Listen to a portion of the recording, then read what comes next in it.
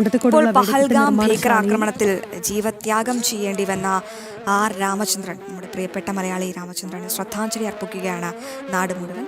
രാമചന്ദ്രൻ അനുസ്മരണ സമിതിയുടെ ആഭിമുഖ്യത്തിൽ എറണാകുളം ഇടപ്പള്ളി ദേവൻകുളങ്ങര ജംഗ്ഷനിലാണ് പരിപാടി നടക്കുന്നത്. എൻ രാമചന്ദ്രന്റെ ഭാര്യ ഷീലയും മകൾ ആരതിയും പങ്കെടുക്കുന്നുണ്ട്. തത്സമയ ദൃശ്യങ്ങളാണ് പ്രേക്ഷകർ ഇപ്പോൾ കാണുന്നത്.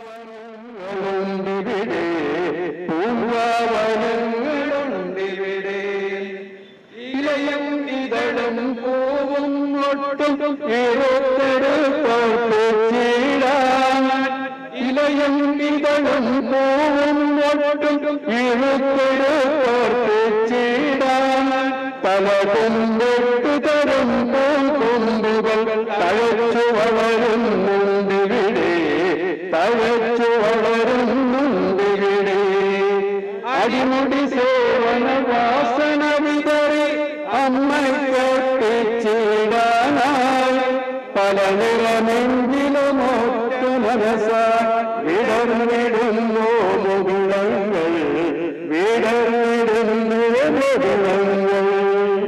പരമപവിത്രമതാനീ മണ്ണിൽ ഭാരതാംബയെ പൂജിക്കാൻ പുണ്യവാഹിനി സേവനമേൽക്കും പൂർവാവനങ്ങളുണ്ടിവിടെ, പൂർവാവനങ്ങളുണ്ടിവിടെ. സിംഹനും ഝാൻസിയുമിവിടെ പ്രഭാതേരി മുഴക്കുന്നു.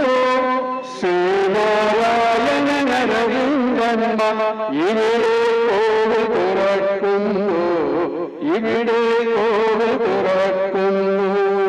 രാമകൃഷ്ണനും രാമദാസനും ഇവിടെ നിവേദിച്ചിടുന്നു.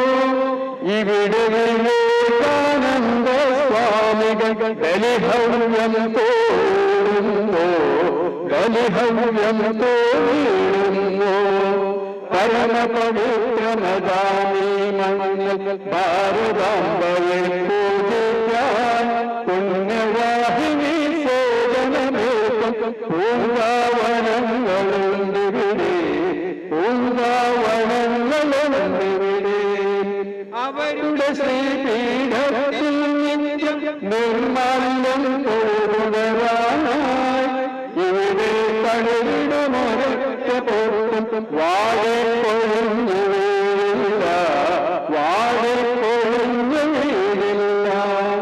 അവരുടെ ധന്യാത്മാവ വിരാമം കഴിഞ്ഞിടുന്നു യാരാമം. ഇവിടെ കാറ്റുന്നു, ഇവിടെ ഭാരതമുണരുന്നു, ഇവിടെ ഭാരതമുണരുന്നു. പരമപവിത്രമതാനീ മണ്ണിൽ ഭാരതാംബയെ പൂജിക്കാൻ പുണ്യവാഹിനി സേവനമേൽക്കും പൂങ്കാവനങ്ങളുണ്ടിവിടെ, പൂങ്കാവനങ്ങളുണ്ടിവിടെ. പരമപവിത്രമതാനീ മണ്ണിൽ ഭാരതാംബയെ പൂജിക്കാൻ പുണ്യവാഹിനി സേവനമേൽക്കും പൂങ്കാവനങ്ങളുണ്ടിവിടെ, പൂങ്കാവനങ്ങളുണ്ടിവിടെ. ജയ് ജയ് ജയ്.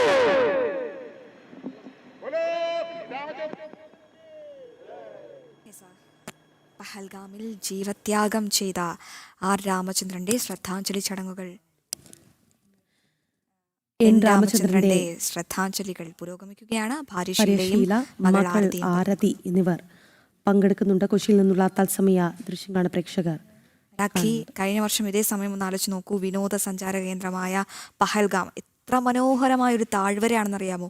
പ്രകൃതി മനോഹരമായൊരു സ്ഥലത്ത് അവിടെ മതം തേടി പിടിച്ച് ഇസ്ലാമിസ്റ്റുകളുടെ തീവ്ര ഹിന്ദുത്വ നിലപാടാണ് നമ്മൾ അവിടെ കണ്ടത്. നോക്കൂ, കലിമ ചൊല്ലാൻ പറയുന്നു, കലിമ ചൊല്ലാത്ത ഹിന്ദുക്കളെ മാത്രം തേടി പിടിച്ച് കൊലപ്പെടുത്തിയ ഇസ്ലാമിസ്റ്റുകളുടെ അസഹിഷ്ണുത മറനീക്കി പുറത്തു വന്നു. അത് ലോകം കണ്ടു എന്നുള്ളതാണ് ഭാരതം എന്നോ തിരിച്ചറിഞ്ഞത്. പക്ഷേ അത് ലോകം തിരിച്ചറിഞ്ഞ നിമിഷമായിരുന്നു എന്നുള്ളതാണ് അവരുടെ അസഹിഷ്ണുത. എന്തായാലും അന്ന് കൃത്യമായ മറുപടി ഭാരതം നൽകി. അതിനുശേഷം ഒരു ചെറുവിരൽ അനക്കാൻ പാകിസ്ഥാൻ ശ്രമിക്കുന്നുണ്ടെങ്കിലും അതിനെല്ലാം കൃത്യമായി തകർത്തെറിഞ്ഞുകൊണ്ട് കൃത്യമായ മറുപടിയാണ് നമ്മുടെ ഭാരതം നൽകുന്നത്.